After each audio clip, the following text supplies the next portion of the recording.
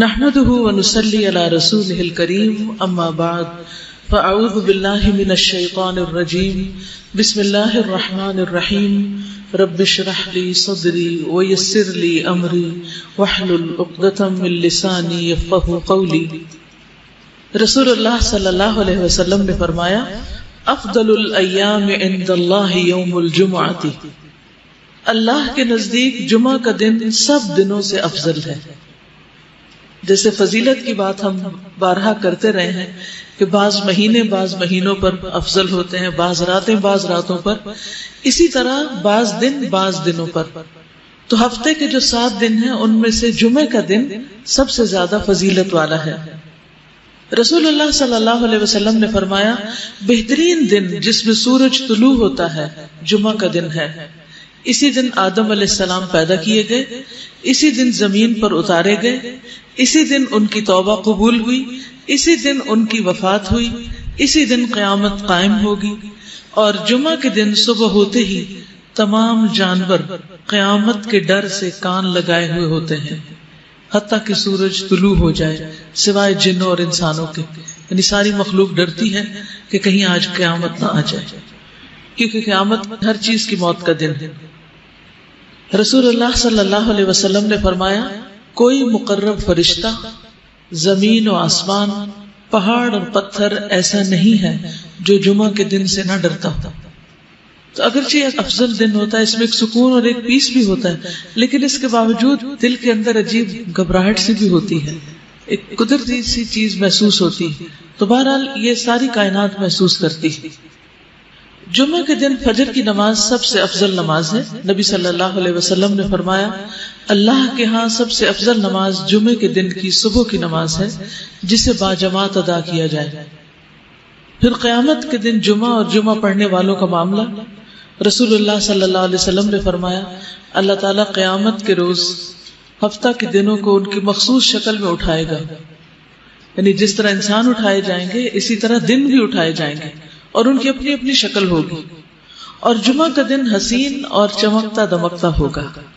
اہل جمعہ اس کو ایسے گھیر لیں گے جیسے دلہن کو دلہا کی طرف رخصت کرتے وقت گھیر لیا جاتا ہے، یعنی سارا ایک ہجوم ہوتا ہے نا اس کے گرد، اور پھر وہ اس گھر سے رخصت کی جاتی۔ تو جمعہ کا دن اپنے جمعہ والوں کے لیے روشنی کرے گا، اور وہ اس کی روشنی میں چل رہے ہوں گے، یعنی جمعہ کا دن روشن دن ہوگا، یعنی اس کی شکل روشن ہوگی اور اس کی روشنی پھیل رہی ہوگی۔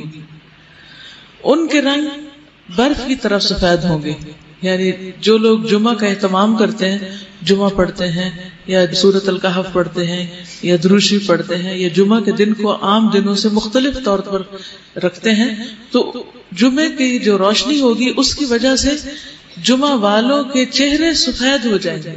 کتنے سفید؟ برف کی طرح۔ ان کی خوشبو کستوری کی طرح مہک رہی ہوگی۔ وہ کافور کے پہاڑوں میں گھسے ہوئے ہوں گے، یعنی کافور کے پہاڑ، خوشبو ہے کافور بھی، کیمفر۔ جن و انس انہیں دیکھ رہے ہوں گے، اور وہ تعجب کی وجہ سے نگاہ نیچی نہیں کریں گے کہ جنت میں داخل ہو جائیں گے، یعنی اتنا حسین منظر ہوگا، اور ان کے لیے وہ سب کچھ اتنا خوبصورت ہوگا کہ وہ ہر چیز کو دیکھ کر اپریشیٹ کر رہے ہوں گے، اور نگاہ نیچی نہیں کریں گے کہ ابھی دیکھ ہی رہے ہوں گے کہ جنت میں انٹری ہو جائے گی۔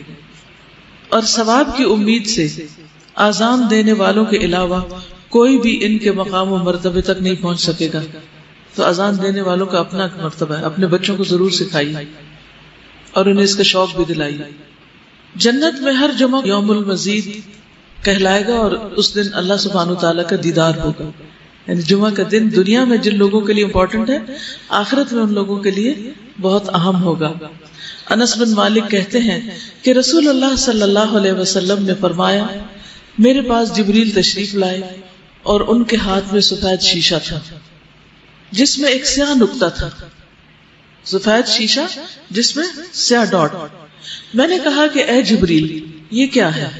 انہوں نے کہا یہ جمعہ ہے۔ میں نے کہا اس میں یہ کالا نقطہ کیا ہے؟ انہوں نے کہا هذه الساعة تقوم يوم الجمعة وهو سید الایام عندنا، یہ وہ گھڑی ہے جس میں قیامت قائم ہوگی، یعنی اس لیے اس کو سیاہ رکھا گیا کہ اس ٹائم پر قیامت قائم ہوگی۔ اور جمعہ کا دن ہمارے دنوں میں سردار ہے، اور ہم اسے قیامت کے دن یوم المزید کے نام سے پکاریں گے۔ قیامت کے دن جمعہ کا نام کیا ہوگا؟ یوم المزید۔ میں نے کہا تم اسے یوم المزید کے نام سے کیوں پکارو گے؟ انہوں نے فرمایا آپ کے رب عز و جل نے جنت میں ایک وادی بنائی ہے جو سفید مسک سے بھی زیادہ خوشبودار ہے، بس جب جمعہ کا دن ہوگا تو اللہ تبارک و تعالی اعلی علیین سے اپنی کرسی پر نزول فرمائیں گے، پھر اللہ تعالیٰ کرسی کو نور کے ممبروں سے گھیریں گے۔ اس سینٹر میں کرسی ہوگی اور آس پاس کیا ہوں گے؟ نور کے ممبر۔ تو نبی آئیں گے یہاں تک کہ ان پر بیٹھ جائیں گے، نور کے ممبروں پر۔ پھر اللہ تعالیٰ ممبروں کو کرسیوں سے گھیریں گے۔ اب امیجن کرتے جائیں، یعنی پہلے ممبر ہوں گے، پھر اس کے بعد کرسیاں ہوں گی۔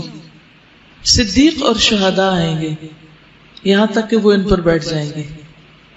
پھر اہل جنت آئیں گے یہاں تک کہ وہ ٹیلوں پر بیٹھ جائیں گے، ان کے لیے کرسیاں اور ممبر نہیں ہیں۔ عام لوگوں کے لیے کیا ہوگا؟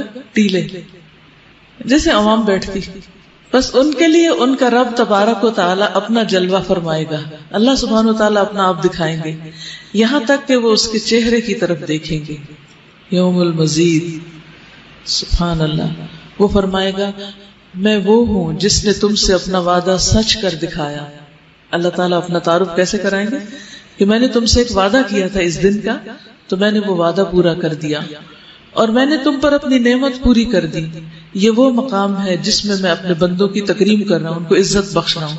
فی مقعد صدق عند ملیک مقتدر، جیسے قرآن مجید میں آتا ہے۔ سو تم مجھ سے مانگ لو، جو چاہیے لو۔ اب چنانچہ وہ اس سے رضامندی کا سوال کریں گے کہ اللہ آپ ہم سے راضی ہو جائیں۔ ایسے بندوں کی دنیا میں بھی یہی خواہش ہوتی ہے کہ اللہ تعالیٰ ہم سے راضی ہو جائے، وہ خوش ہو جائے، وہ ناراض نہ ہو، کیونکہ وہ راضی ہو جائے تو سب نعمتیں اپنی۔ تو اللہ تعالیٰ فرمائے گا میں راضی ہوں، اسی وجہ سے تو میری رضا نے تمہیں میرے گھر میں اتارا ہے اور تم کو میری تکریم دی ہے، تم مجھ سے کچھ مانگ لو، کچھ لے لو۔ چنانچہ وہ اس سے مانگے گے، یعنی اللہ تعالیٰ کو پسند ہے کہ بندے اس سے مانگیں، اور بندوں کو یہ پسند نہیں آتا کہ کوئی ان سے کچھ مانگے، وہ غصہ کرتے ہیں، یہاں تک کہ ان کی خواہش ختم ہو جائے گی، یعنی مانگ مانگ کے بس پھر کچھ نہیں دل میں رہے گا۔ تو وہ اس وقت ان کے لیے وہ کچھ کھولے گا جسے کسی آنکھ نے نہیں دیکھا، کسی کان نے نہیں سنا، اور نہ کسی دل پر اس کا گزر ہوا۔ اور یہ اتنے وقت میں ہوگا جتنا وقت جمعہ کے دن لوگوں کے واپس ہونے میں لگتا ہے، یعنی یہ سب کچھ اتنی دیر میں پورا ہو جائے گا جمعہ کے لیے جاتے آتے۔ پھر رب تبارک و تعالیٰ اپنی کرسی پر چڑھیں گے اور اس کے ساتھ شہداء اور صدیق بھی ہوں گے۔